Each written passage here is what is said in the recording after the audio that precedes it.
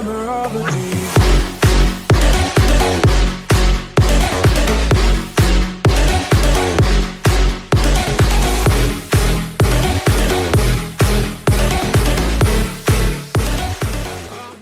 vamos lá pro episódio piloto do Libercast. O nome ficou bonitinho, né? E hoje com um convidado mega especial. Eu sou suspeito para falar, foi meu orientador na graduação, foi meu orientador no início do mestrado, é meu amigo pessoal, professor Mauro Fonseca Andrade. É uma alegria ter o senhor aqui. O senhor tá no céu, né? Eu vou falar mas é uma alegria te ter aqui, Mauro. Tu é minha referência, né, na parte acadêmica, na parte profissional. É um doutrinador muito sério, muito respeitado, acho que não só por mim como por todos. Então fica primeiro meu agradecimento aqui, a bajulação um pouquinho, e agora eu vou parar de bajular e vou começar a dar oi pro pessoal aí. Não, mas Matheus, a alegria toda minha, né, de poder ver esse passo profissional que tu estás dando. A gente se conhece há muito tempo, né, desde antes de ser o professor orientador, eu fui da professor de sala de aula, né, então foi bem antes da época do TCC, do trabalho de conclusão de curso, e ali a gente começou a firmar aquele laço de confiança, laço de amizade, e é muito bom ver como que um menino que eu conheci, né, hoje está nesse nível de um profissional sério, destacado, com sucesso.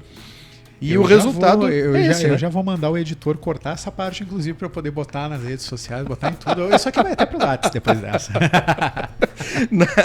Mas é verdade, sabe que eu não sou de bajular, eu falo de coração mesmo. E isso é muito bom para quem vê o aluno na sala de aula, vê o comportamento dele na faculdade, nos corredores, nos intervalos, né? Tem esse contato com meninos e meninas que a gente vê e que tem ali seus... Na época que eu dava aula, né, no semestre que era o respectivo, em torno de uns 19, 20 anos, por aí, e depois ver o sucesso que tem, formando famílias, casados, bem casados, com filhos, filhas e sendo bons pais, boas mães.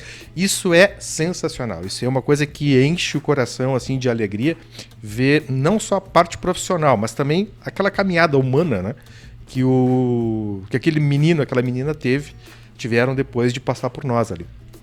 Para quem vê no YouTube, daqui a pouco começa a chorar. Mas é verdade. Eu te agradeço muito também pelas palavras, fico muito feliz de ouvir, principalmente de ti. Hoje é amigo pessoal, mas também exatamente minha admiração continua e só aumenta. Né? Então vamos agora aqui, senão a gente vai ficar falando, o pessoal vai ficar só, estão se bajulando aqui, não vão ao ponto. Então, para quem não conhece, que eu acho difícil, o professor Mauro Andrade, ele é pós-doutor em Direito pela Universidade Vale dos Sinos do Rio Grande do Sul, é isso mesmo? Sim, é Unicinos. Unicinos, né? Doutor em Direito Processual Penal pela Universidade de Barcelona, né? É promotor de justiça, professor adjunto da URGS, aqui, a Universidade Federal do Rio Grande do Sul. É um currículo. Eu tive que encurtar o currículo, porque senão eu ia pegar todo o podcast só com o currículo. E agora, Mauro, vamos descobrir agora, dissecar a parte acadêmica e perguntar assim, como é que começou a tua trajetória acadêmica? Quando tu começou no direito? Quando que surgiu essa questão de pesquisar, de publicar? Já tinha esse pensamento? Surgiu do nada? Como é que foi? Olha, esta lógica de ir para a academia, ela começou quando eu não passei no primeiro concurso que eu fiz, né, para o Ministério Público. Eu só fiz concurso para o Ministério Público, não fiz para outra carreira pública, né? E, bom, não deu certo no primeiro concurso, por uma série de fatores. E disse, bom, o que eu vou fazer agora? Eu ingressei na área privada, eu fui advogado, atuei como advogado, e como advogado eu estava atuando na área do direito civil, mais especificamente contratos de seguro. Eu atuava como advogado do Sindicato dos Corretores de Seguro e eu vi que era um mercado excelente para a época. Me informei sobre quem tinha mais produção ou qualificação acadêmica sobre o tema e eu me lembro que à época, e aqui a gente está falando de 1992, só isso. Eu nem tinha nascido ainda. A gente estava falando de 1992. À época tinha uma eu não me lembro o nome dela, mas uma advogada cuja maior titulação nessa área era mestre no Rio de Janeiro. E eu sempre gostei de estudar, mas com certas limitações de material e tal. Aí eu resolvi, bom, vou fazer um mestrado, já tinha feito a Escola Superior do Ministério Público aqui no Rio Grande do Sul, e resolvi fazer o mestrado, a prova do mestrado para a URGS. Fiz e passei ali em 6º lugar, se eu não me engano. Na época, colegas meus no mestrado, né, eu tinha como colega Danilo Kniznik, que depois recentemente, né, ele foi o diretor da Faculdade de Direito da URGS, ele ingressou como professor lá depois e se tornou diretor. O ministro Sanseverino, né, era meu colega do mestrado. O professor já falecido Pinambá Azevedo, que também da área penal aqui no Rio Grande do Sul. Mas quando eu iniciei as aulas eu fiquei pouco tempo, porque eu sempre tinha a aspiração de passar no concurso para o Ministério Público, abri o concurso e eu estava com uns 2 meses de aula só no mestrado quando saiu o resultado. E aí eu fui aprovado, isso já em 93, e fui aprovado, e aí então tive que assumir e abandonar o mestrado. Então começou por lá. Que legal. E aí depois, bom, passei no Ministério Público, não tinha condições de continuar, né, mantendo as 2 atividades. O mestrado era em Porto Alegre, né, na Universidade Federal. A minha primeira comarca foi Itaqui, que, para quem não conhece, a distância, em termos de distância, resumidamente é a cidade mais distante de Porto Alegre, 750 quilômetros, então inviável por completo. E eu abandonei o mestrado. Depois que eu saí de Itaqui, 2 anos e pouco, fui para Piratini, que é uma cidade pequena, né, e com um movimento forense muito reduzido perto de Itaqui. E lá eu comecei a ter as sextas-feiras praticamente não tendo o que fazer mais. Eu saí dos 110% para o 20%. Né? E eu me acostumei a trabalhar com muita coisa e produzir muito rápido. E quando eu fui para Piratini, que foi a primeira capital farroupilha, né? No sul do estado, aí eu resolvi fazer a especialização que a Escola Superior do Ministério Público aqui tinha aberto. Fui, né, de 97 a 99, fiz o curso perfeito e ali eu apresentei um tema sugerido pelo professor Tupinambá Nascimento, que depois, né, Tupinambá Pinto Nascimento, Pinto Azevedo, que depois ele acabou sugerindo um tema que evoluiu muito, que foi investigação criminal do Ministério Público. A primeira monografia sobre o tema foi minha no país, apresentada em 99. E que depois foi convertida no primeiro livro sobre o tema em 2001. Eu me lembro que não tinha nada. Tinham 2 artigos pequenos sobre o tema e o resto tudo muito esparso. E eu apresentei em 99 o trabalho. E com este trabalho eu comecei a aprofundar um pouco mais a investigação nele, mesmo depois de concluído, porque uma pessoa na área acadêmica marcou muito a minha vida, que foi o professor Darcy Guimarães Ribeiro, de processo civil. Se eu tenho alguém como maestro, né, como mestre, para seguir, eu não tenho ninguém no processo penal. Ninguém. Mas a lógica de estudo que eu acabei aderindo foi por orientação dele. Ele saiu do Brasil em 98 para fazer o doutorado em Barcelona. Terminei a minha especialização em 99. E ali eu comecei então a me preparar e pedir autorização para o Ministério Público também, para poder fazer também o curso de doutorado na Espanha, também em Barcelona. E lá então a gente foi recebido pelo Darcy, eu e minha esposa, e lá demos sequência a essa atividade. E depois tudo foi, né, ao natural. Então começou por ali. Pois é, até uma das perguntas que a gente tem para fazer aqui é como é que foi a tua seleção do doutorado em Barcelona? Como é que foi essa questão? Agora tu já respondeu parcialmente, né? Que Sim. o professor Darcy tinha ido para lá e resolveu ir atrás. Como é que foi essa questão para fazer a seleção? Ele que te ajudou a fazer? No exterior, E a experiência que nós tínhamos, ao menos à época, não é a mesma daqui. Né? Se tem uma facilidade de ingresso, mas se aperta muito para poder sair. Aqui, no Brasil, a lógica aparentemente é outra. Se faz uma restrição de acesso, né, para depois ter, inclusive, aquele alívio ou forçar que o aluno termine o doutorado. Fora daqui, a experiência que nós tivemos na Espanha, menos não foi essa.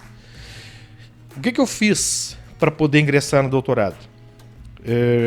O Darcy já estava lá, né? O professor Darcy já estava lá, me disse como é que funcionava, tudo direitinho. E para eu poder ter tranquilidade na seleção, eu me lembro que eu escrevi um artigo para publicar na revista do Ministério Público, que é vinculada à Associação do Ministério Público aqui do Rio Grande do Sul. E o artigo dizia respeito a ajuizado de instrução. Porque eu estava estudando como é que era a investigação criminal na Espanha, por causa da investigação criminal do Ministério Público. A Espanha, à época, era o país que mais discutia a investigação criminal do Ministério Público. Porque estava pensando em trocar. Quem investiga até hoje lá é o juiz, né, como regra, e queriam trocar para o Ministério Público. Então a produção bibliográfica era muito grande. Então eu estudei a lógica do juiz que investigava. Olha só a questão hoje, né, do STF. Né? Então tudo isso já tem catalogado, já tem tudo pronto comigo. E eu resolvi escrever um artigo para botar no currículo para chamar atenção. E esse foi o teu primeiro artigo a ser Primeiro publicado? artigo. Primeiro artigo. Até hoje, isso já faz mais de 20 anos. Este artigo hoje ele permanece atual. Não mudou em termos de conteúdo, de importância, de correção do conteúdo, praticamente nada. A única diferença é que à época eu falava do inquérito judicial, né?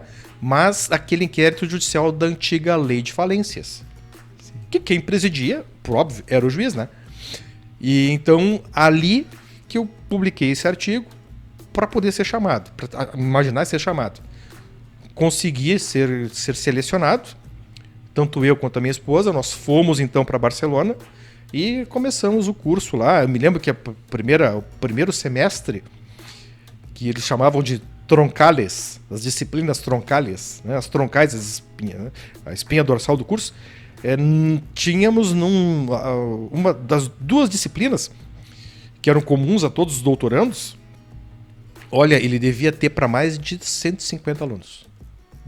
Para ver como é que é a questão da seleção. Né? Tinha que fazer muita força para não ser selecionado, mas em compensação, para poder sair, tinha que fazer muita força também para poder ser não só aprovado, mas ter uma nota condizente. Né? Daqueles 150, 125 já estavam lá pela segunda, terceira vez. Já. Olha, não duvido, né? Não duvido, mas o que chamava muita atenção é que naquele grupo nós víamos gente de tudo que era lugar. Eram brasileiros, argentinos, chilenos, peruanos, belgas, ou seja, não era só da América Latina, mas também outros lugares da própria Europa, né, que foram fazer doutorado lá na Universidade de Barcelona. E aí, outra questão que eu queria ver contigo. E se fosse hoje? Uhum. Se hoje resolvesse fazer o doutorado, a opção seria fazer fora ou fazer no Brasil? Explique sua resposta. Isso... Hoje em dia, eu quando me perguntam, né, a mesma coisa, eu disse, olha, quando nós saímos para fazer o doutorado, em termos de qualidade não se discute. Em termos de qualidade, seriedade dos professores é uma outra lógica. Nós temos... É claro que eu não posso generalizar, né, em termos de falta de seriedade no Brasil, mas o discurso ideológico no Brasil está muito marcado. Isso prejudica muito a pesquisa de caráter científico. Basicamente, aqui no Brasil, se publica por parte dos alunos para poder dar pontuação para os cursos ou para enaltecer os professores. Fora, não se exigia isso. Então, em termos de qualidade, tempo e dedicação, não tem dúvida nenhuma. Fora é o lugar. Agora, o que eu senti? Eu voltei, né, eu falo eu, por causa da minha vinculação com o Ministério Público, né? Mas quando eu e minha esposa voltamos, a gente voltou com uma qualificação extrema, mas ilustres desconhecidos. Sim.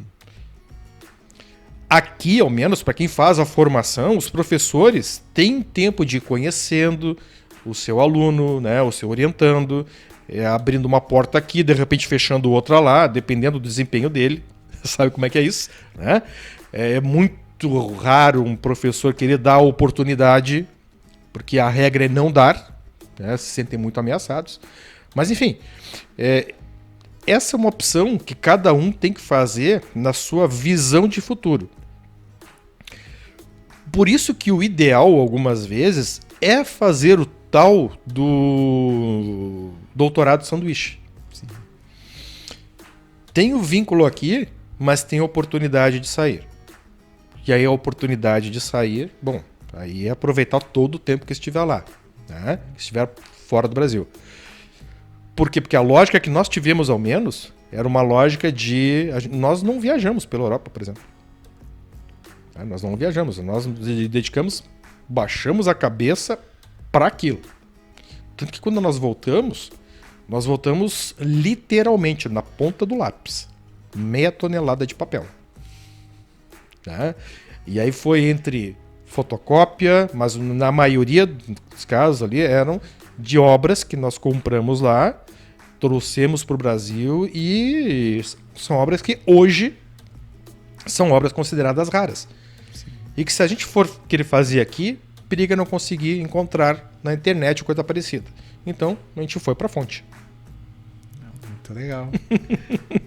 E depois até permitir depois mostrar para o pessoal que está vendo no YouTube. Sim, claro, uma claro. pequena biblioteca que tem aqui, uma coisa leve que temos aqui nesta sala. Estamos na biblioteca do professor Mauro. Isso, é. Aqui. Tive que tirar de casa, né? Pois é, né? Não coube mais, né? Acho que dá para ter uma ideia da pior que é verdade. Mauro, qual foi o teu primeiro livro publicado? Primeiro livro publicado foi Ministério Público e sua Investigação Criminal, 2001. Que foi a monografia da especialização. Sim. Me lembro como se fosse hoje. Eu tinha apresentado a minha monografia de especialização em 99. Outubro de 2000 nós viajamos para a Espanha. E no começo, mais ou menos, de 2001, a época promotor de justiça, hoje é procurador de justiça, Marcelo Pedrotti, que tinha um vínculo muito forte com a escola do MP, ele mandou uma mensagem para mim, né, um e-mail, dizendo: olha, Mauro, eu estou aqui com um projeto para publicar as monografias que foram apresentadas na especialização. Autoriza publicar a tua monografia? Aí foi aquela correria, né? Vou ter um livro, os caras querem publicar como livro e tal, né? Aí, tá, certo, mas deixa eu melhorar um pouquinhozinho. Aí eu melhorei um pouquinho a redação. Hoje, eu vendo a redação, a vergonha bate, né? Porque até para quem for procurar aí nos sebos aí que tem os virtuais e tal, né? Desculpa o tio, tá? Eu acho isso sensacional, né? Esses tempos eu tava vendo os artigos que eu já tinha publicado e eu peguei um da revista do MP que na época eu tinha achado ele sensacional. Quando eu li eu fiquei pensando, meu Deus, isso aí tá na internet. Tava troncado, né? Mas é evolução, é aquilo que a gente fala, as pessoas não acreditam. Né? Para quando a gente fala para quem está orientando. Sim. Na especialização, em qualquer nível que for, no TCC, a escrita é uma evolução. Até tu conseguires ter a tua marca, a tua forma de escrever, né, e te consolidar em relação a isso, vai um tempo. Sim. Porque é prática, não adianta. Né? Então, mas ali teve que ser, né, para a época, o máximo que eu tinha escrito que eram manifestações processuais de 50 páginas, provavelmente, né? Artigo tinha só um, que foi... Não, foi depois, inclusive, o artigo não tinha nem ainda. Quando saiu, né? Quando eu fiz a monografia, eu não tinha artigo nenhum. Então, essas coisas são evolução. Sim. Então, o primeiro foi, né, o Ministério Público e sua Investigação Criminal. E depois eu acho que foi, se eu não estou enganado, depois foi a Inquisição Espanhola, tá? A tradução que eu tinha feito da Inquisição, dos 2 textos da Inquisição Espanhola, de Torquemada e de Valdés. Mas aí quando nós já tínhamos voltado. E agora, começar aquelas perguntinhas que os acadêmicos gostam. Né? Hoje, tua pesquisa é toda voltada ao processo penal, né? Sim. Como é que tu faz, Mauro, para definir um tema que vai pesquisar? Não tem. Como é que eu poderia dizer? Olha, eu tenho... O que aparece para as pessoas, elas pensam que eu comecei a pesquisar há pouquinho tempo. Hoje, eu tenho seguramente mais de 10 temas em fase de busca de informação, de pesquisa, e eu não sei se esses temas vão ficar como artigos ou como livros. Surge alguma coisa, então eu puxo, começo a alimentar um arquivo, abro uma pasta, ponho documentos, abro ali um arquivo com o nome artigo, né? E ali vou fazendo o esqueleto dele, vou colocando as questões que podem ir aparecendo. E quando aparece, dá um time, né? Dá uma situação que chama atenção. Agora é a hora de publicar. Então tá, aí é que o pessoal vê o trabalho terminado. Vou te dar um exemplo sobre isso, bem rapidinho. Eu tenho uma pesquisa há muito tempo feita sobre cerceamento de acusação.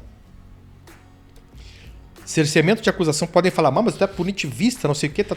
Bom, não briga comigo, briga com quem criou a expressão, né? E essa expressão, a mais antiga que eu tenho referência é do nosso tribunal aqui, de 1984. E não tem um artigo escrito sobre o tema. Aí surgiu a oportunidade para publicar numa revista e tinha que ser algo relativo, do CNMP, e tinha que ser algo relativo à atividade do Ministério Público. Quer saber de uma coisa? Acho que está na hora de fazer. E eu tinha seguro há uns 12 anos isso parado. Nossa. 12 anos. E então aí que eu fui resolver começar a estruturar todo o pensamento. Por quê? Porque eu vou lendo uma coisa, vou lendo outra, vou colocando lá dentro, né, do arquivo. Como é que eu estruturo um livro? Como é que eu estruturo um artigo? Eu faço os índices e vou colocando depois lá dentro as informações que eu entendo que são, né, necessárias, pertinentes e tal. E aí, num caso como este, num texto como este, é uma análise basicamente da história do acusador para mostrar não é nem preconceito que eu chamo isso aí, né, de inconsciente coletivo, ou seja, algo que é muito mais profundo do que um preconceito. A Bíblia, por exemplo, a Bíblia coloca o acusador, ele equivale o acusador a quem? A Satanás. Né? O acusador na religião católica é Satanás. Por quê? Porque o defensor aparece como Maria, mãe de Jesus, e o julgador quem é? O julgador é Deus ou Jesus. Isso aparece no Alto da Compadecida. Sim. Né? Então, essas coisas eu vou juntando, botando informação ali. Quando eu vejo, tá na hora, tá bom, vai e faz. Então, é um processo muito demorado, que as pessoas podem pensar assim, tá, mas vem cá, quanto tempo demora fazer um artigo? Depende, isso aí dura 12 anos. 12 anos. Só isso. E assim tem outros ali. Mas como é que é? Vamos pegar, porque eu gostei dessa tua estrutura. Agora só quero dissecar ela um pouquinho melhor. Então, o primeiro passo para ti é a construção do índice do artigo. Sempre. E na medida, vamos supor, o ponto 1, tu vai e coloca todos os artigos referentes ao ponto 1, ou tu já lê eles, pega os principais trechos e deixa eles salvos como ponto 1, por exemplo. Eu vou ler... É que como... Agora nem tanto, né? Mas como eu fazia muita leitura mesmo, conforme eu ia lendo um texto, eu ia identificando. Isso aqui é pro artigo tal, isso aqui é pro livro tal, isso aqui é pro arquivo tal, e assim fazia. Né? A leitura que eu estou fazendo hoje, tá? É um texto indiano que a tradução é a canção do mestre, se eu não me engano. É o Bhagavad Gita, se eu não me engano, este é o título. E que fala da luta interior do homem com o bem e o mal dele. E é um texto com 3 mil anos. E esse texto lá dentro tem um ponto em que coloca Deus como juiz. E fecha com a lógica que a Bíblia aponta. O juiz, né, sendo Deus. Não falou de acusador, não falou de acusado. Até porque eu não terminei ainda o texto. O livro é pequenininho, né? Mas é nessas coisas é que vão aparecendo. Né? De buscar alguma informações diferentes, com referências diferentes. Um colega meu certa vez disse: Mauro, eu gosto de ler os teus textos porque ele mostra cultura. Nunca me esqueço, isso foi o maior elogio que eu tive até hoje em termos do que eu faço, né, de publicação. Porque eu sempre procuro fugir da literatura comum, da técnica, literatura técnica, né? Da doutrina. Porque corre o risco de estar repetindo o erro dos outros, né? Sim. Então eu vou buscar sempre nas fontes, e várias fontes, e vou buscar na base, e várias bases para poder ter uma linha de pensamento, né? Sentar o meu chão a partir dali, depois desenvolver. O legal de fazer pauta contigo é porque tu consegue avançar as pautas e daí eu já não sei mais o que perguntar. Mas agora vamos dissecar melhor, que eu achei muito interessante essa tua colocação agora de como tu busca fora também do direito, na raiz mesmo. Como é que se seleciona, que o Mauro seleciona e como principalmente tu também fala para os teus orientandos de TCC, de pós-graduação, como é que tem que buscar uma referência? Como é que eu vou saber quais autores eu posso usar como referência, quais textos eu posso usar de fato como uma base? Porque hoje tu trouxe uma situação aqui que a gente vive muito, que é de uma polarização também dentro da academia. E eu também, como sou da área do processo penal, eu vejo que ela é muito grande. E aí surgem muitas situações que exatamente o acadêmico ele não sabe se é algo tendencioso, se é algo que é real ou se é algo que é irreal. Como é que o Mauro faz para fazer essa seleção e como que tu orienta inclusive os teus orientar os orientandos? Foi péssima essa parte da pergunta. Mas é isso, né? Para passar essa orientação para eles. Sim. Eu sempre, o primeiro passo que eu dou é que a pergunta que eu faço sempre para quem vai ser orientado por mim é: qual é o teu fôlego? Qual é o teu fôlego? Por quê? Porque eu não sei qual é o tempo que aquela pessoa tem para dedicar. Eu lembro dessa pergunta 2 vezes. Né? Então eu tenho que primeiro me ajustar à realidade do aluno, da aluna. Porque ele pode ter problema profissional, ele pode ter problema em casa, ele pode ter uma série de situações e eu não posso querer exigir dele algo que ele não pode me dar. Na verdade, é algo que ele não pode se dar. Não é nem para mim, né? Então a primeira pergunta é essa. Se ele disser: então, professor, tá tranquilo. Então tá, então agora vamos, né? Eu vou por onde ele pode. Dentro do possível, vamos tirar todos os apudes. Vamos citar os autores diretamente. E depois, tá, esses autores que estão sendo citados diretamente, tu tem as condições de fazer uma pesquisa sobre a base que ele usou para poder chegar naquela conclusão? Ou seja, se ele está citando o fulaninho, tu tem condições de ir atrás do fulaninho para ver se aquilo que está sendo citado é verdadeiro? É correto? É essa depuração que é o que a gente mais precisa hoje na academia do processo penal. E aí entra uma coleção que com o professor Darcy Ribeiro, né, Darcy Guimarães Ribeiro, que nós temos, que é chamada Clássicos do Processo, do Direito Processual. Por quê? Porque são livros que são citados, mas são citados da forma como quem os cita quer citá-los. Então não citam, algumas vezes, da forma correta, não reproduzem a ideia corretamente. Então aí que eu abri essa coleção, junto com o professor Darcy, para a gente fazer a tradução das obras estrangeiras. Para que aqui no Brasil tenham contato com elas e saber o que cada coisa significa de verdade. E aí ver se o autor XYZ está falando corretamente, está reproduzindo corretamente a palavra daquele autor. Isso significa ir para a fonte primária. E ir para a fonte primária é o primeiro passo que se tem que dar, o que se pode dar, para que a gente consiga trazer para o processo civil uma lógica de ciência. O processo penal, desculpa, uma lógica de ciência. Porque a gente tem pouca ciência no processo penal. Sim. Algumas vezes eu já me deparei com autores citando jurisprudência internacional, eu vou lá ver e não é aquilo. Doutrina internacional, vou lá ver e não é aquilo. Legislação internacional, eu vou lá ver e não é aquilo. Isso é muito ruim, porque tira a credibilidade de uma área que eu trabalho. Sim. Eu não quero que os outros se pautem por mim e me vejam como o Joãozinho do Passo Certo. Mas ao menos esta depuração, essa constatação, essa checagem, né?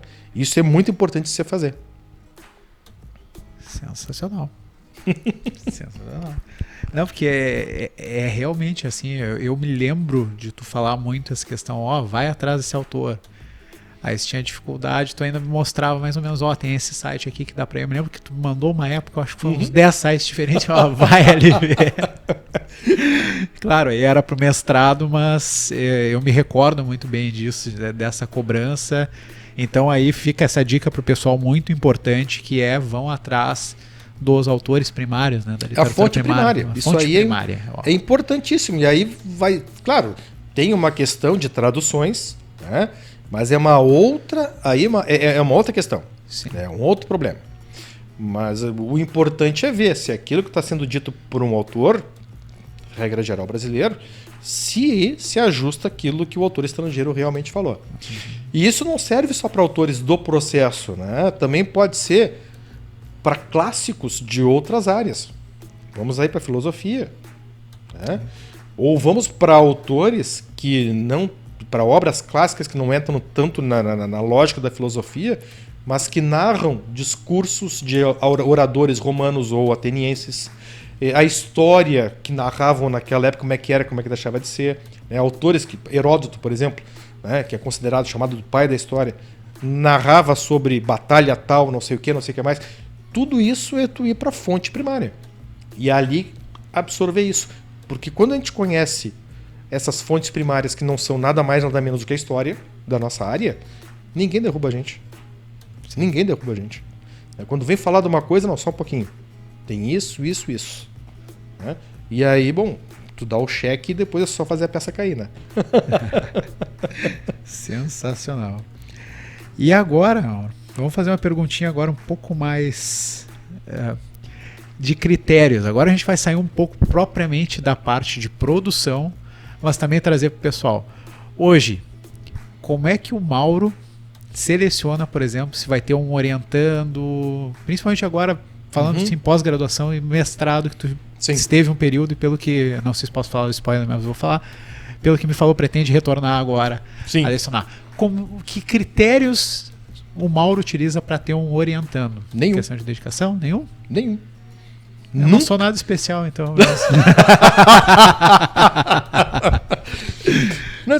Eu sempre vi, né, que se alguém te procura para tu seres o orientador, aquilo já é uma homenagem para ti. Eu não vou recusar isso. Talvez eu diga que uma vez eu recusei um aluno, que foi da URGS. Mas por quê? Não era por tema, não era pelo aluno, não era por falta de dedicação, não era por nada. É que há faculdades em que o TCC, a programação é de ser apresentado até o 9º semestre. E se não puder, aí bom, então tá, vai até o 10º. Na Universidade Federal não é assim. Na URGS não é assim. Então há alunos que te procuram no 10º semestre. E aí ele quer dar todo o gás que ele acredita que tem no último semestre para poder se formar. Só que algumas vezes acontece de o aluno querer de ti uma pressa que deveria ser dele. E aí te entregar para revisão muito próximo da época que tem que depositar. Ou seja, eu que tenho que me virar, né? Sim. Que ele podia ter feito semestres antes, deixa para o final e o professor que se vire para corrigir e assim por diante. Eu me lembro de ter recusado uma vez só, mas pelo critério temporal. Qualquer aluno que me procure, eu não nego. Eu não nego. Sendo da minha área, né? Sim. Por quê? Porque às vezes, eventualmente, ele pode querer fazer um trabalho de direito penal. Né? E aí você olha, de direito penal, eu acho que mais correto seria um professor de direito penal poder, né? De criminologia, professor, tal, e assim por diante. Mas e tu vê como é que as coisas são, né? Eu me lembro de uma vez chegar aos meus ouvidos que numa determinada turma, não da Universidade Federal, mas de outra faculdade que eu ministrei aula, que eu tive aula, que eu dei aula, dizerem assim, uma aluna falar para outra pessoa que depois veio bater no meu ouvido. Ele só seleciona quem ele acha que pode ter 10 no trabalho. Como é que é a lógica, né? O 10 é fruto do trabalho e da chatice que eu fico em cima.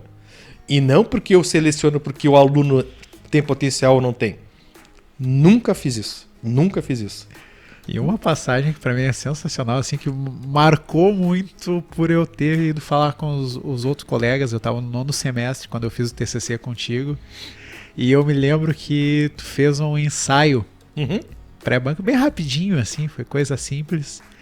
E depois, quando eu falei com os outros colegas que eram de outros orientadores, eles sempre diziam, pô, mas o meu não fez ensaio e agora? De onde é que surgiu essa ideia de fazer Mas esse é o problema que todo aluno tem.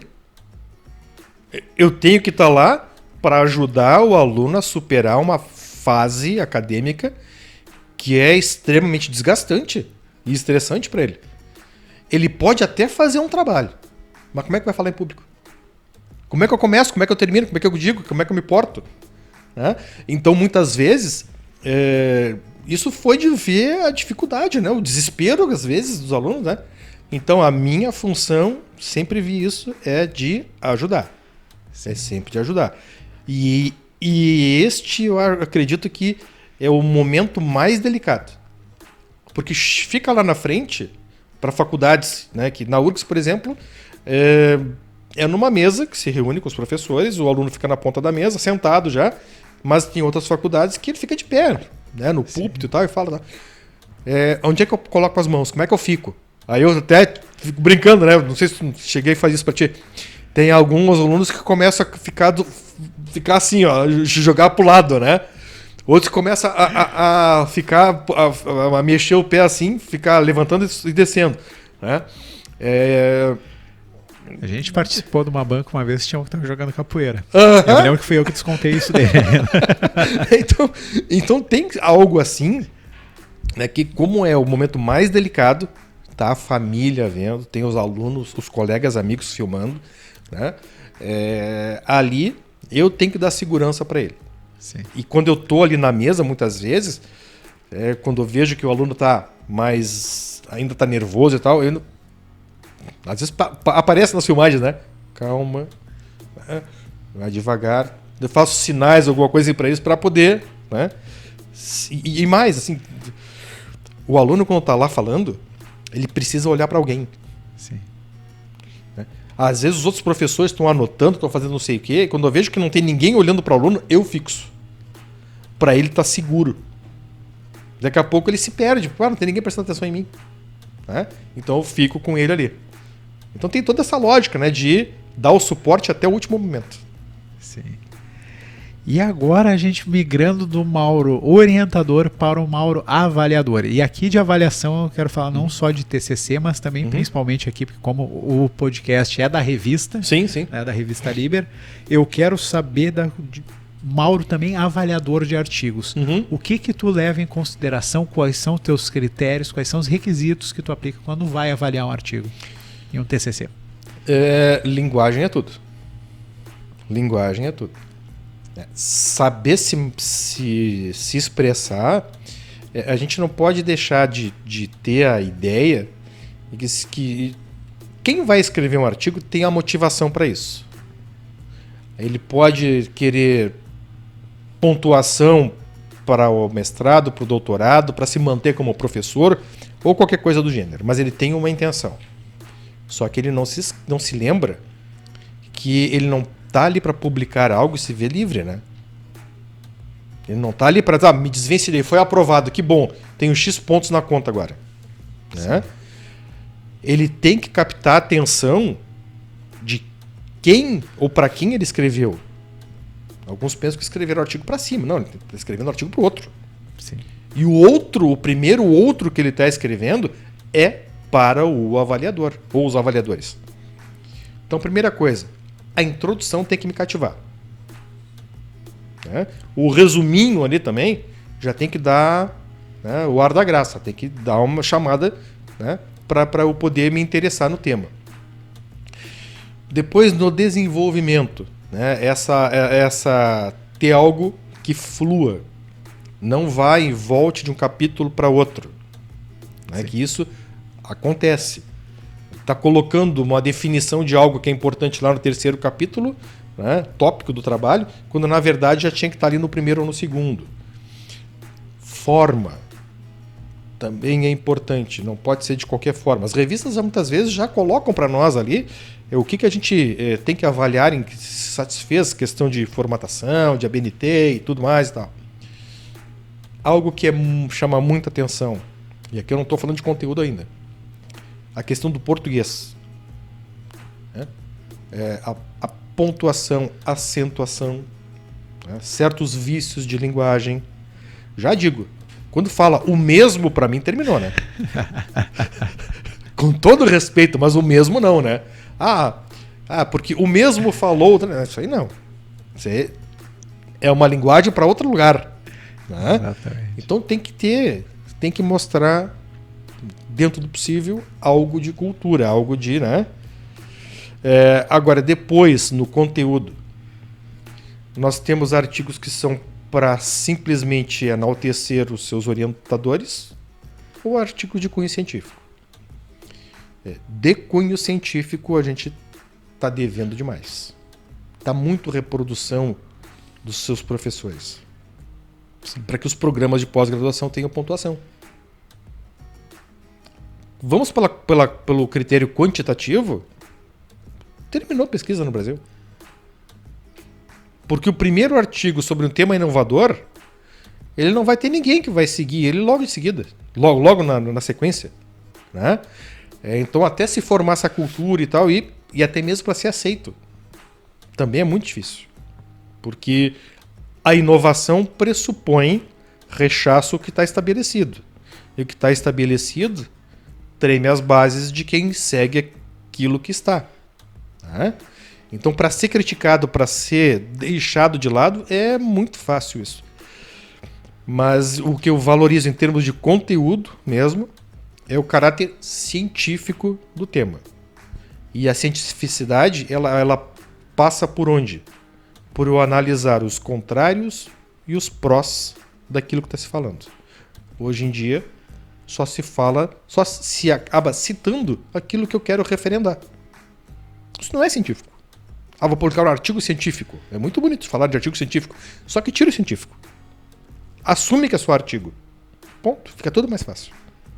Então, tem que fazer uma análise e acabar apontando o que está correto e o porquê que está errado. Né? Das posições ali. Isso é ciência. É uma afirmação colocada a teste. Se o teste é a negação, depois vê o resultado. Do contrário, como eu disse, é um blá blá blá de ideologia, de visão. Não é ofensivo o que eu vou dizer, mas uma visão de advocacia ou uma visão de Ministério Público, né, de quem é defesa ou de quem acusa, que é totalmente desnecessária. Totalmente desnecessária. Isso aí é para processo. Isso aí não é para academia. Infelizmente, né, não se tem essa visão. Outras áreas isso não se admite.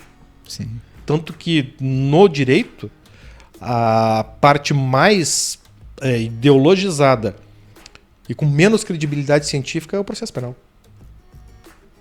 A gente não vê isso na família, nós não vemos isso no direito de família, nós não vemos isso no direito civil como um todo. Né?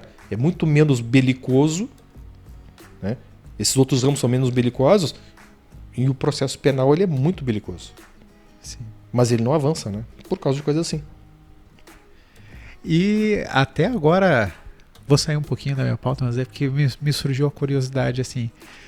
Eu vejo muito isso também, né, de a gente ter talvez até um vício de prática da problemática que tu vê na prática e tu quer enfrentar ela, só que também não ter esse cuidado às vezes de trazer as duas correntes e tentar demonstrar de uma forma ou de outra. Eu acho que foi isso que tu falou, estou tentando resumir aqui, né? Me corrija se eu estiver errado, mas demonstrar de uma forma ou de outra por que determinada corrente estaria certa e por que a outra não.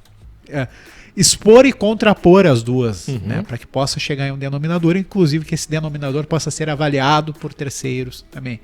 A gente tem hoje esse problema na academia, que é muito exatamente ter uma insegurança jurídica no processo penal, né? Agora voltando bem para a questão do processo penal, embora o podcast não seja só de processo penal, nós estamos aqui com um dos maiores processualistas do país, então vamos aproveitar isso. Mas, assim, tendo essa questão do processo, com as duas partes bem antagônicas hoje em dia, e mais um terceiro, que é o judiciário, que também vem com uma oscilação para um lado ou para o outro. Como que tu pensa assim, e aí que tá a pergunta cretina, como tu pensa que é possível equilibrar estas forças dentro da academia? Por que eu pergunto isso? Eu sou um cara que eu sou muito da prática, né? E desde a faculdade eu sempre me encantei por processo, sempre achei que sabendo as regras do jogo, possivelmente tu ganharia o jogo independente propriamente do mérito em si, tá? E o que eu venho notando é exatamente isso. A gente tem hoje uma insegurança, uma coisa. Eu particularmente não gosto muito daquela questão só teórica, porque eu acho que se não tem aplicabilidade na prática, tu não tem como mudar o cenário do processo. É uma pesquisa que acaba ficando só dentro da academia, só vai gerar algo dentro da academia. Eu não vou dizer exatamente a expressão que eu costumo usar para isso. Mas fica só dentro da academia. Eu acho que a academia tem que dialogar com a prática e a prática com a academia. Então, diante de todo esse contexto, e essa é a pergunta mais longa de fato de todos os podcasts que eu já fiz até hoje, diante de todos esses antagonismos e contradições, tu acha que existe uma forma de virar ciência e qual seria ela? Saber separar a atuação em nível processual da atuação em nível doutrinário, nível acadêmico. Vamos ver assim, a dificuldade que tem o processo penal comparativamente ao processo civil é que, via de regra, no processo civil, ou digamos que eu fosse professor de processo civil, hoje eu atuo para a defesa, mas amanhã eu posso atuar para o autor. Sim. Então eu tenho que ter uma visão técnica sob pena de eu construir algo por causa de um caso específico, né, e isso terminar com o meu possível sucesso no outro caso que eu tiver daqui 6 meses, 1 mês, 1 semana. Tá? Então eu tenho que ser técnico. Se eu não for técnico, terminou. Agora, no processo penal, se fala muito de argumentação, né? Sim. E argumentação é quem convence, não é quem tem razão. Tem uma diferença muito grande nisso. Então, tem que saber fazer essa separação. Nós temos autores mais antigos do que novos e que faziam muito bem essa separação. E que até hoje são citados e lembrados e homenageados, independentemente de ser por alguém vinculado à acusação, alguém vinculado à defesa ou alguém vinculado ao julgamento.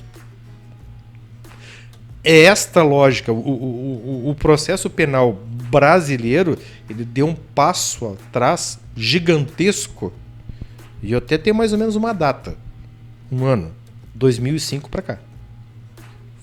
Ele se voltou a uma polarização imensa.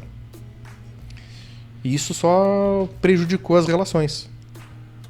É como se antes quem estava no MP via como problema o advogado, depois o advogado viu como problema o MP, né? O juiz ficou meio perdido, alguns pularam para o lado, outros pularam para o outro, quando não tinha que pular para lugar nenhum.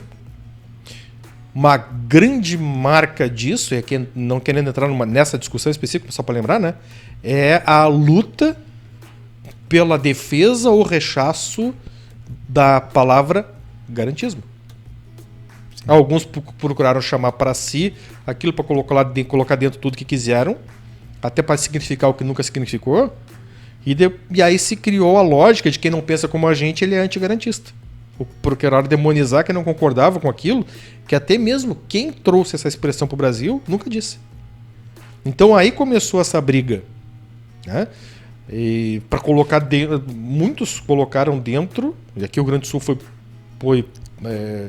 um ícone nesse sentido, de criar a demonização de quem não concordava com certos significados ou conteúdos que o garantismo nunca teve. E isso nós temos reflexos até hoje, né? Sim. Infelizmente temos reflexos até hoje. Agora, isso com relação à acusação e à defesa. E o judiciário? O judiciário, quem faz parte do judiciário tem que saber uma coisa. O judiciário só tem sentido de continuar existindo se ele se colocar longe dessas discussões e polarizações. Porque a jurisdição, ela foi construída, ela foi criada para dizer: fulano e Beltrano, não se matem, tragam para mim, que daí a gente resolve. A gente vai decidir, eu vou decidir. Isso é o quê? É tirar a vingança privada dessa relação.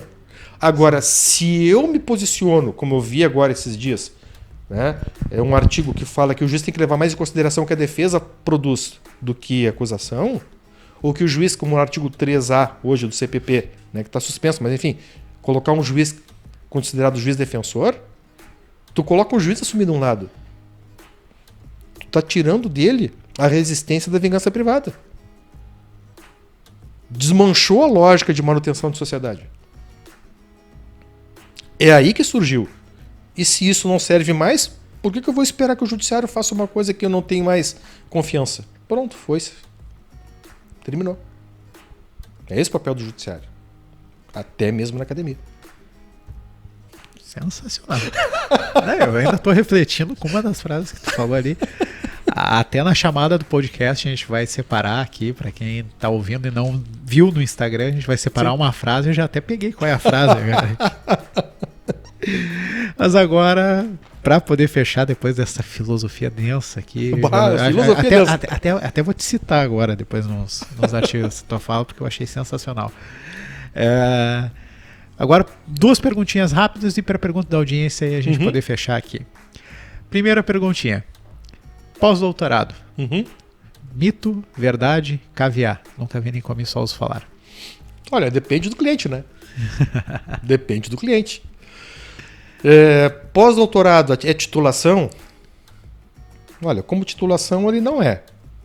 Mas aparece no currículo Lattes como sendo. Né? E quando a gente fala no exterior sobre pós-doutorado, até alguns chamam, o que é isso? Portugal criou cursos de pós-doutorado para brasileiros, né? Porque viu que era mercado. Fora do Brasil, na Espanha, por exemplo, não tem isso. Você pode ser professor visitante, publicar um trabalho depois, resultado da tua visita. Perfeito.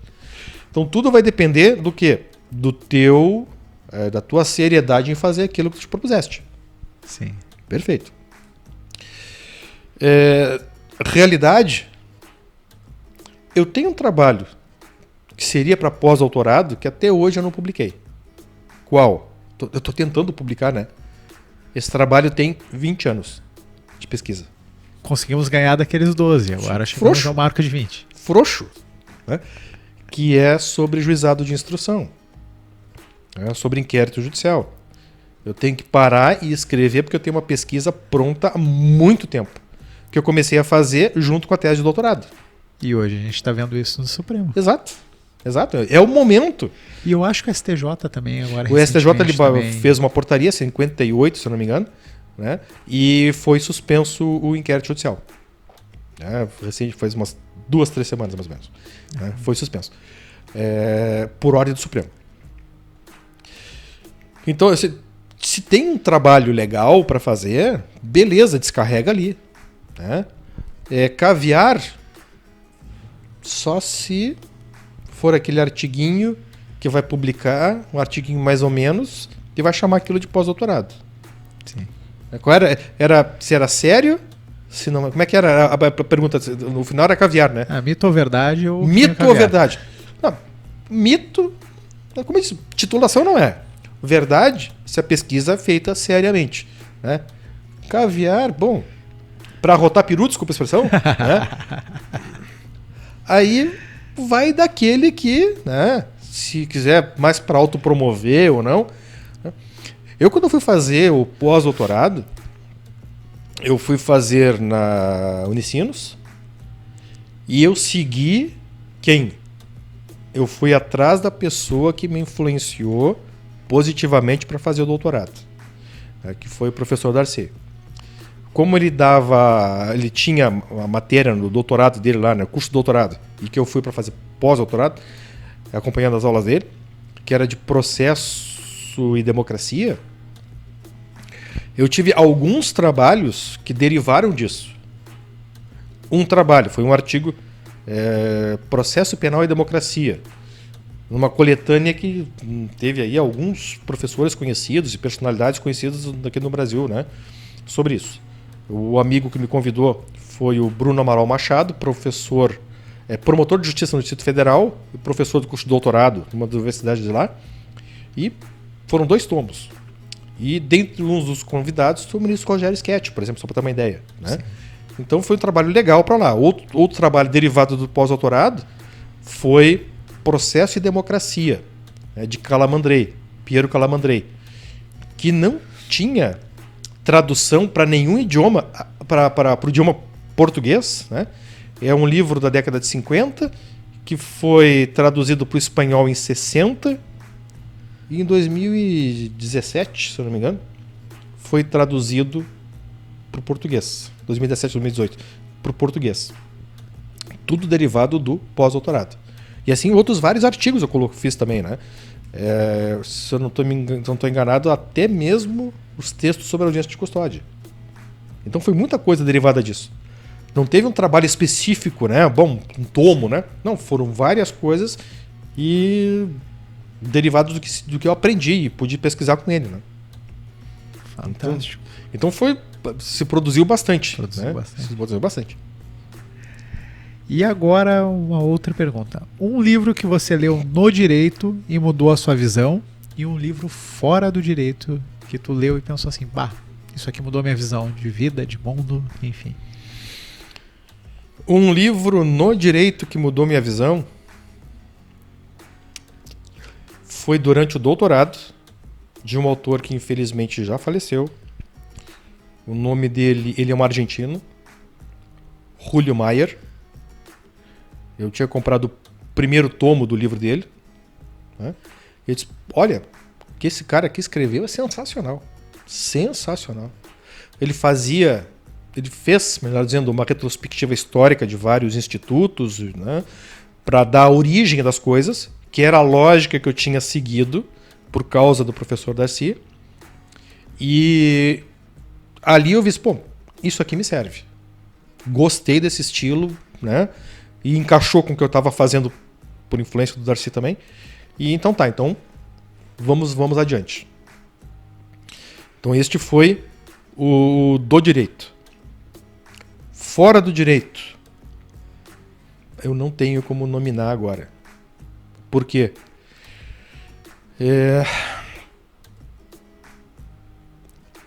A quantidade de leitura que eu fiz por causa do doutorado foi... Não é para enaltecer nada disso, mas é que é verdade. Né? Foi muito grande. Se eu tiver que dar um nome, eu vou ser... não vou ser honesto com os outros tantos que seguiram. Então eu tive que ler Aristóteles, Platão, Heródoto, Marco Túlio Cícero e assim vários outros autores ligados a textos clássicos antigos, clássicos atenienses e clássicos romanos, e que tudo ali é importante. Tudo ali é importante. Se eu der preferência para um ou para outro, cada um foi um tijolinho. Cada um foi um tijolinho. Então, eu colocaria hoje, né, esta sugestão para quem quer aprender a sua área, processo civil, processo penal que seja, mas comecem por ali. E ali depois vai abrindo.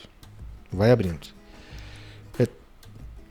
chegando ao ponto de ter autores, por exemplo, né, como Voltaire, né, na França. O cara era doido de atar. Só podia ser, porque a quantidade de coisa que aquele cara escreveu é sensacional. E assim por diante. Né? Então, fora do direito, fica muito difícil de dar um nome. Né? Talvez um. Assim, mas aí, fora disso tudo que a gente falou, né? Sim. Talvez um. Que é um livro que eu li quando estava no primeiro grau. Não era nem ensino... Antes do ginásio. Não, esse foi depois do ginásio, né? Trocou o nome naquela época, mais ou menos. Né? Que é algo que eu sempre tenho na memória, que é um livro chamado As Aventuras de Tibiquera. Por quê? Porque, de certa maneira, ele faz esse caminho. Tibiquera era um índio que estava no Brasil quando ele foi descoberto. E ele adquiriu a imortalidade por passar sempre para os filhos dele o nome dele. Então, para o primeiro filho dele, o nome dele. E, claro, ele casou várias vezes porque era imortal, né? E ali, neste livro, ele narra a história do Brasil. Se eu não me engano, é de Érico Veríssimo. Narra a história do Brasil sob a perspectiva de quem foi testemunha. E dentro disso, ele podendo acompanhar e formar seu convencimento de coisas que ele viu. Né? E dar uma lição de história. E quem sabe, então, a lição de história não é dar o nome do seu nome para o seu filho, né? Mas seguir esse caminho de buscar quem viveu em cada tempo, conhecer o que essa pessoa viu, o que ela falou e o que eu posso tirar de bom dali. Talvez esse seja a base, que é o caminho que eu faço, né? Basicamente é esse. Que legal. Temos curiosidades aí. E agora a última pergunta daí que veio da audiência, porque o resto a gente matou agora na pauta e fora de pauta, que é do Wagner, que ele perguntou para nós lá no Instagram, quando eu abri a caixinha: juiz das garantias, hoje, por essa situação que a gente está vendo no Brasil, ainda vale pesquisar e publicar sobre a área? Vale.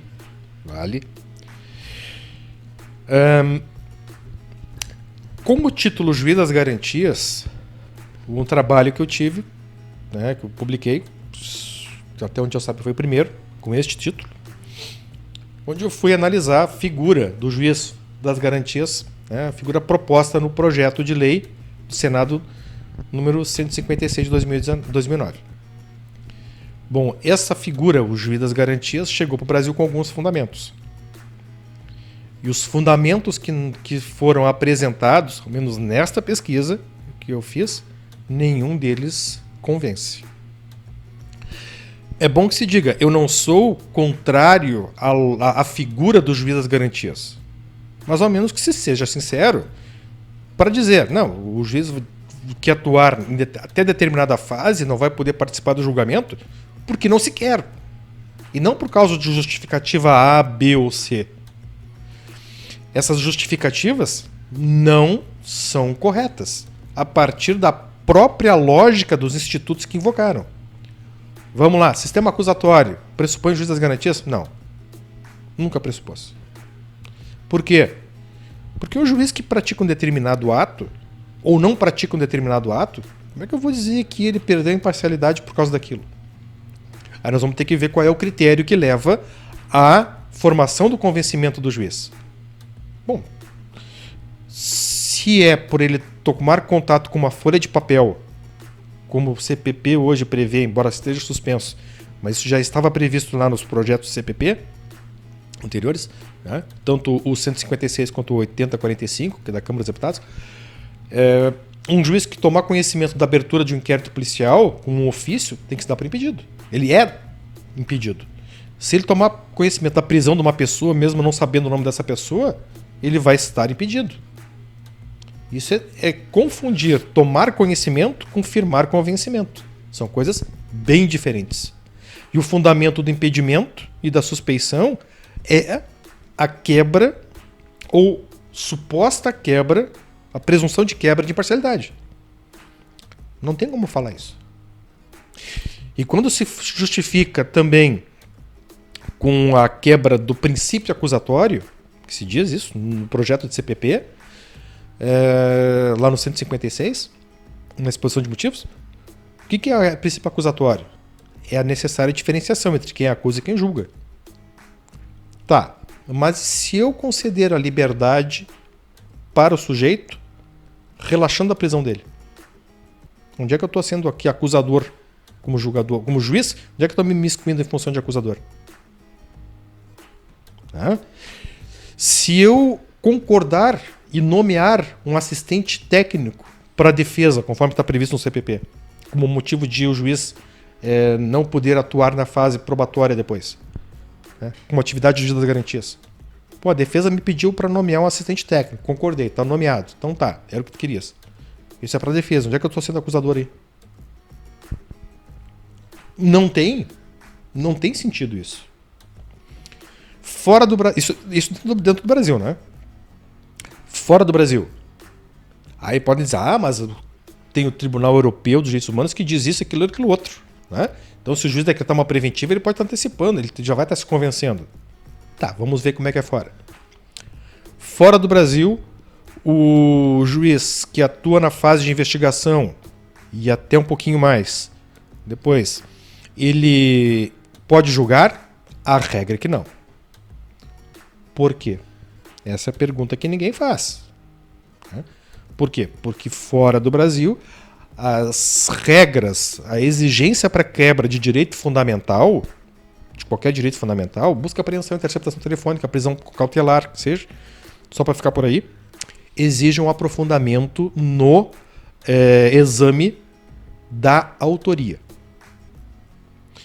Então são graves indícios de autoria, é o que uma legislação prevê. Ou fortes indícios de crime. Não são indícios suficientes, que é o mínimo. Ou não são indícios de autoria, como também aqui, que também fica no patamar mínimo. Tem que aprofundar. A palavra não é minha, a palavra é do Tribunal Europeu de Direitos Humanos, que foi invocado muito para justificar o juiz das garantias aqui no Brasil. O juiz, a imparcialidade do juiz é presumida. Para derrubar, tem que se demonstrar. E tem que ter critério de razoabilidade. Então tá. Quando que ela é derrubada? Quando o juiz se aprofunda no exame. Quando ele faz uma análise, uma cognição, que eu chamo, né? Uma cognição em sentido vertical, profunda. Aí ele tá fora. Se ele faz a cognição horizontal, que nem se faz aqui no Brasil, ele permanece. E há vários casos do Tribunal Europeu dizendo, tá bom, a legislação do país tal diz que, por exemplo, Itália, que tenha lá o juiz para a fase de investigação, né? Para a investigação preliminar. O juiz aqui não poderia ser, pela legislação, o juiz que julgou. O juiz da fase de investigação não pode ser o que julgou. Mas julgou, e aí agora o que eu faço? Eles vão analisar o caso concreto. Caso concreto, ele fez análise em profundidade? Não. Então tá, ele não podia ter julgado. Esse é o caso Padovani, na Itália. Mas o caso clássico é o caso Hausschuld versus Dinamarca, de 89, que foi o que criou o precedente e é o padrão até hoje. Ele é sempre citado. E ele é um julgamento que ele é visto pela ONU como sendo o padrão de imparcialidade do juiz. Sim. Então, em resumo, o que eu posso dizer, o juiz aqui no Brasil, ele segue hoje os critérios que o direito europeu exige? Sim. Que o Tribunal Europeu de Direitos Humanos exige? Sim. Estão fazendo uma coisa incorreta aqui? Não. Então, para que trazer um remédio que a gente não precisa? Aí entra a questão da ideologia e entra aquilo que eu disse anteriormente. Invocam algo, eu vou verificar, não fechou, não dá para concordar. Pelo argumento. Agora, se quiserem simplesmente dizer atuou, tá fora, bom, aí é um critério de política criminal do legislador. Mas é política porque ele está dizendo que sim. É assim que ele quer. Mas sem apresentar fundamento. Agora, se apresentar fundamento, a gente tem que pesquisar, né? Então, hoje, vale a pena? Acredito que sim. Porque a forma como nós estamos fazendo fere o critério da razoabilidade. Nós invertemos no Brasil a lógica do direito europeu. Lá, imparcialidade presumida. Uma presunção relativa que admite prova em contrário. Aqui, nós temos uma lógica de parcialidade presumida. e uma presunção absoluta, que não admite prova em contrário. Fizemos tudo o contrário. É isso que a gente tem. Muito, muito fácil solucionar, né? É só assumir o caráter científico, levar o processo penal de forma séria e científica. Ainda não estamos fazendo isso. Sim. Para o Wagner, né? Vale a pena? Vale a pena. Por quê? Porque essa matéria não está resolvida. Por quê? Primeiro, porque está suspenso o dispositivo. Segundo, porque semana passada, se eu não me engano, foi apresentado um substitutivo na Câmara dos Deputados ao projeto de CPP, mantendo o juiz das garantias. O Congresso não está ainda fechado com essa história. Sim. E se fala nos corredores do Congresso Nacional em rever a figura do juiz das garantias justamente pelo impacto negativo que trouxe. Então é preciso discutir, sim, mas discutir de forma séria e científica. Do contrário, vamos chegar nessa forma como a gente está.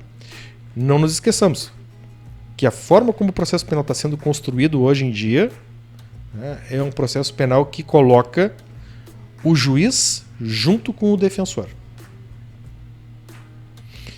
O juiz não tem que ficar nem com um nem com o outro. E se a gente não encontra o equilíbrio, logo em seguida dá ruptura. Tudo que a gente não quer é isso. Cada um no seu papel, beleza. O resto vira problema. Então, para poder fechar, Mauro, onde é que as pessoas podem te encontrar? Olha, nas redes sociais, né, no Instagram é professor Mauro Andrade. No Facebook tem uma fanpage também que é professor Mauro Andrade. E tem o meu perfil pessoal, por isso que eu estou cada vez mais diminuindo, porque eu quero dar preferência para os outros, né? Que é no Facebook também, Mauro Fonseca Andrade. Mas nas redes sociais a gente está aí, né? Via de regra como professor Mauro Andrade. Mas é aquilo, chamar a gente responde também, não tem problema, a gente dá os endereços sem problema nenhum. Então quero te agradecer de novo por ter cedido aqui o espaço para a gente gravar, por ter vindo gravar aqui com a gente. Como eu te disse, foi uma alegria te ter aqui. Fiz um monte de perguntas que eu queria te fazer há muito tempo também. As inquietações também da audiência. Então, muito obrigado por ter sido a nossa cobaia deste podcast. Vamos te incomodar de novo, tá? Não, mas isso, o prazer foi todo meu, sabe que incômodo não tem nenhum, né? E que é a função, no final das contas, não só do amigo, né? Mas também assim, de quem quer fazer algo para mudar positivamente a vida das pessoas. Não que eu seja uma referência para alguma coisa, mas sempre para dar o apoio e o incentivo. Porque muitas vezes o que falta em tempos assim é ter um apoio e ter um incentivo. A gente podendo dar essa pilha, né, positiva para as pessoas estudarem e se melhorarem, né, é sempre muito bom. Porque é assim que a gente vai avançar, né? É assim que caminha a humanidade, como diz o Lulu Santos. Fechamos agora com o Lulu Santos. Então.